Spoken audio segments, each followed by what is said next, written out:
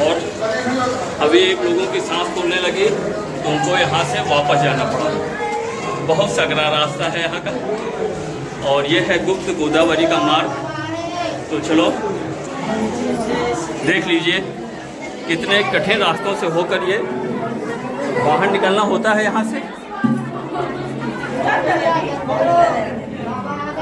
और इसी मार्ग से फिर वापस आना।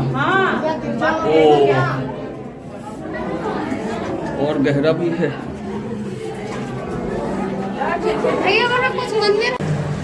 यहाँ पैंट को बहुत ऊपर तक करना पड़ता है, तब जाकर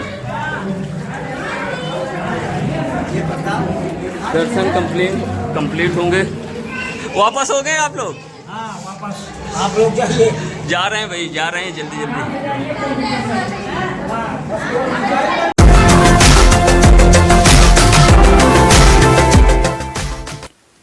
नमस्कार दोस्तों, आज हम देखेंगे गुप्त गोदावरी की यात्रा। गुप्त गोदावरी की यात्रा काफ़ी रहस्यमयी है। चित्रकूट का हृदय कहे जाने वाले राम घाट से 18 किलोमीटर दक्षिण दिशा में जाते हैं तो यह स्थल मिलता है।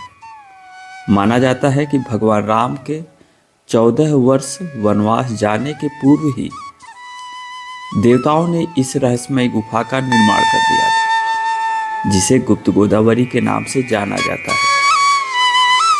गुप्त गोदावरी में 2 गुफाएं हैं। एक गुफा के लिए आपको ऊपर से जाना होगा चढ़ाई चढ़कर, वहाँ पर दर्शन वगैरह होते हैं, और दूसरी गुफा में जहाँ गोदावरी के दर्शन होते हैं उसके लिए पुनः नीचे जाना होता है। फिलहाल हम ले लेते हैं यहाँ टिकट बुकिंग कार्यालय से टिकट। वयस्कों के लिए 20 रुपये का टिकट है। यहाँ बड़ी लंबी कतार थी, लाइन में लगकर हमने टिकट लिया और टिकट लेकर आपको सीधा लेकर चलते हैं पहली गुफा की तरफ। यहाँ देखिए कितनी भीड़ है, और होता यह है क्योंकि एक ही रास्ता होता है तो 30 लोगों को एंट्री करवाते हैं, और वो जब पुनः वापस आ जाते हैं तो फिर अगले 30 लोगों की एंट्री होती है।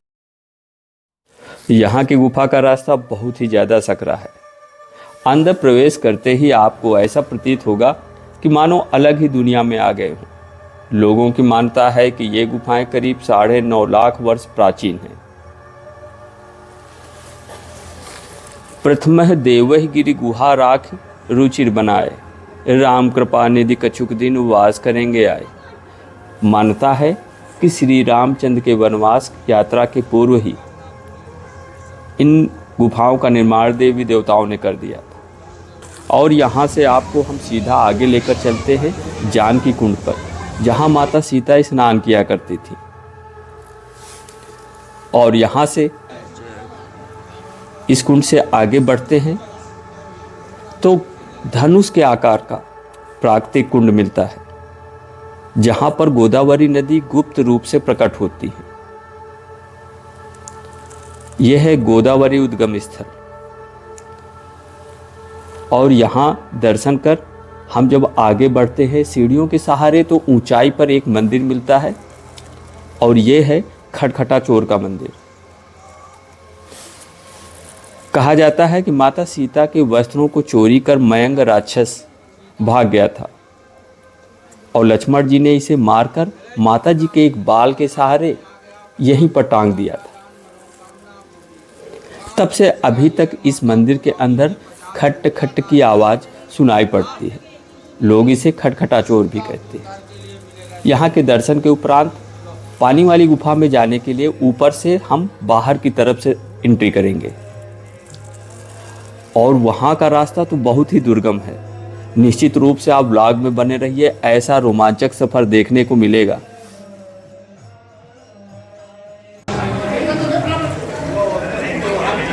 और ये शिलाएं देखिए, ऐसा प्रतीत होगा कि जैसे लकड़ी की कोई कटिंग की डिजाइन हो, लेकिन ऐसा नहीं।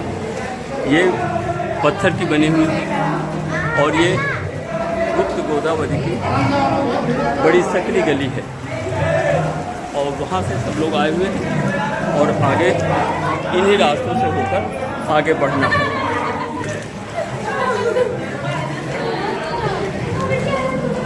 और गहरा है।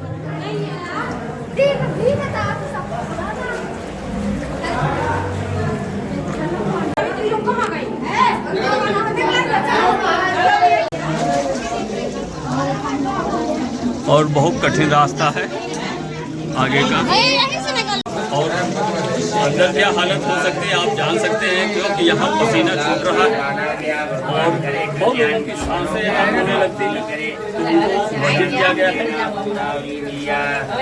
और कथनानुसार श्री रामचंद्र के चित्रकूट आने की जानकारी जैसे ही मिलती है, महर्षि गौतम की पुत्री गोदावरी नासिक से गुप्त रूप से भूमिगत मार्ग से होते हुए यहाँ पर आकर प्रकट होती है। पथरीली चट्टानों की सकरी गुफाओं में घुटनों तक के पानी में आगे चलते हुए यहाँ तक का सफर तय करना। आगे बढ़ो। और यहाँ देखिए, यहाँ का स्वच्छ साफ धारा जल मानो आपको त्रेता युग के घटनाक्रमों का प्रत्यक्ष साक्षी बना देती हो।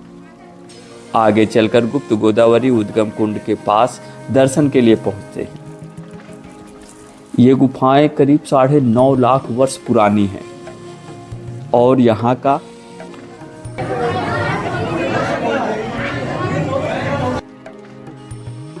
और सुनने को तो ये भी मिलता है, यहाँ एक सर्प रहता है जो यदा कदा दिखाई देता है। अब सोचो आप इस सकरी गली में हैं, गुफा में हैं और नीचे पानी है और उसमें अगर सर्प आ जाए तो क्या होगा।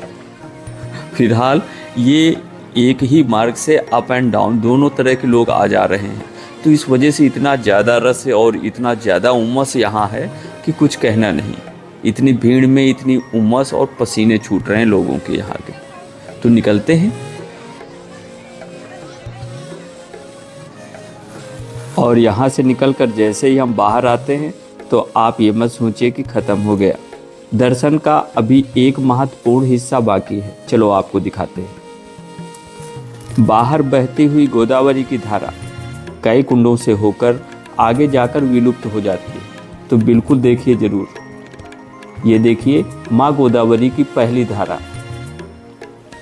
यहाँ पर कुंड में आती है और यहाँ से वही धारा दूसरे कुंड पर और यहाँ से फिर तीसरे कुंड पर।